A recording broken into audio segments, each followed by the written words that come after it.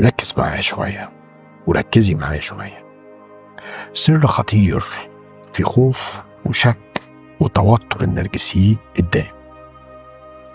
النرجسيين عندهم في اللوزة العصبية أو اللوزة الدماغية أو الأميجدلا عندهم التهابات مزمنة طول الوقت، عندهم التهابات مزمنة، فده بيخليهم طول الوقت حاسين بتهديدات وبيهاجموكوا، خصوصا لو حسوا بخطر من كشفهم ان هم هيتكشفوا، او ان انت مثلا تنبش وتتكلم في ذكرياتهم القديمة المؤلمة اللي كانت عندهم مع أسرتهم ومع عائلاتهم ومع أمهم وأبوهم، فبيتوتروا والأدرينالين والكورتيزول يرفعوا، فيبدأوا بقى في التهبيش فيكم لو هم ظاهرين، والصوت العالي والصريخ لو واحدة ست نرجسية ظاهرة، أو التبرير والصعبانيات، وده لو واحدة نرجسية خفية أو نرجسي خفي.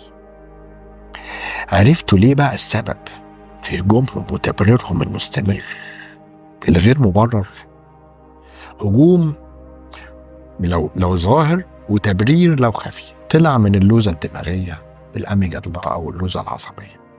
يبقوا بقى اشتروا لهم روز وعين جمل وبتاع، جايز يتهدوا، ربنا ياخدهم وديها للي مستنيها.